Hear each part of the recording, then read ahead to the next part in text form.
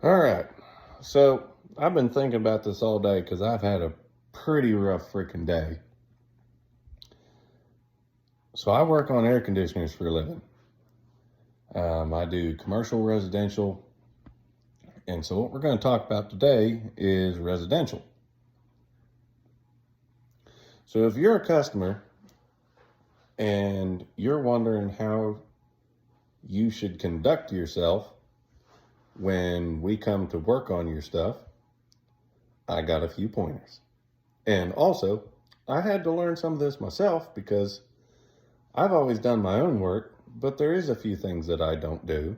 And so I've hired a few people to come to my house and do some things. And it was a little awkward because you kind of feel like you just don't really know what to do yourself. So here goes. Rule number one, and this is the most important one. I'm going to say I for all those techs out there. I'm not there to make friends with your dog. I don't. I understand you love your dog, and I understand that your dog is probably super well behaved and is maybe even highly trained. And it probably hasn't bit anybody. But I can tell you from experience, I've been bit 3 times. And you want to know what the first thing, sorry, can't talk today. The first thing every single person says in all those 3 times I've been bit? You guessed it. My dog has never bit anybody. But here's the deal. Your dog hasn't met me, and I am in his home. You might think it's your home, but it's your dog's home. And he's protecting you. And you don't know how your dog's going to react because maybe there's a smell he doesn't like. Maybe he's old and can't see real good. And maybe I've reached my hand out a little too fast to shake your hand to tell you how you doing today. What's the issue? Moral of the story, please just put your dog up. It'd be better for both of us and the dog. Second, hold on, I'm going to keep track now. Second, please don't work on your stuff before I get there. Don't call me as a last resort. If you don't know what you're doing, don't do it. Call, and we'll get it done, and we'll get you taken care of and get you up and going as fast as possible. Third, please don't stand and watch. It's uncomfortable. It's really hard to work and think of what you're doing when somebody's standing over your shoulder trying to talk to you or ask you how old you are or ask you how your day's been so far. We're there for one reason and one reason only, and that's to fix your issue the most efficient way possible and in a way that's going to benefit you and in a way that's going to make it run for as long as possible. That's what we're there for. So please, go have a cup of coffee, do a load of laundry, whatever you want to do. Don't feel uncomfortable. It's all right. We're there to help you. Fourth, this is a personal pet peeve.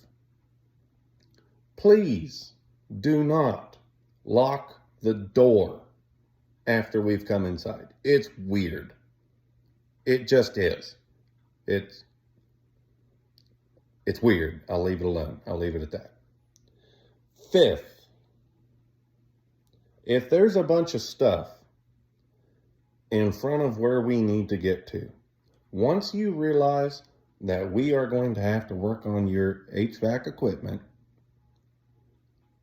as soon as you call us, or before, whatever works best, but before we get there, that stuff needs to be moved.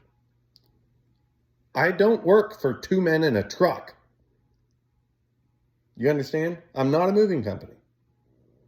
I went to school, I paid a lot of money, and I worked very hard to learn how to do what I do. So please, just move the stuff and do it before we get there. Okay? Next, I don't know how other companies work, but I'm going to just, for the sake of simplicity, assume that they work like we do. But as technicians, we do not make the prices. Okay? So don't argue with it, because we can't change it. And we will not leave if we're not paid without the parts that we put on. If we put a part on for a testing purpose to make sure that our diagnosis is correct, we will present you with a price. And if you do not want to pay it, that's perfectly okay. We can go put everything back exactly the way it is, or was, I apologize, or was, and we will charge you most likely a diagnosis fee, which is usually between $80 and $110, let's just say. It's usually what it costs, because that covers our drive time and our time out there to figure out what's going on. So, no harm, no foul. Charge you basically $100, we leave. You're in the same situation. Now, as far as the final price goes for the part, we don't make the price, okay? We will give you a phone number that if you feel like you want to dispute the price, but you want to go ahead and just pay it and dispute it later, we can give you a phone number of a manager, and then you can call them. And most likely, they'll be willing to give you some discounts or work with you on pricing, or, whatever, I don't know, whatever managers do. But don't be hard on us. Don't shoot the messenger, okay? We're just there. I reiterate, we're there to help you, okay? We do not make any more money either way. Like if we charge you $500 for something, we don't make any more money than if we charged you $10 for the same thing or for something different. We work on an hourly basis. Okay. Now, some companies do offer spiffs, like if we sell equipment or something like that, which is why it's important to get a second opinion. Like if you want to get a second quote, but then that brings into the question, you need to realize which company are you going with? Is this a reputable company? So keep that in mind, but that's your job. You're the customer. Next, when we have you sign for stuff, please don't ask, what am I signing now? Do you want to tell everybody? I've never read it. Because that is your job. Read it. Didn't your mother ever teach you anything? Read something before you sign it. Okay? Please don't ask me. I'm not going to sit there and have a powwow around a campfire about what it says. It's not my problem. You read it. Okay?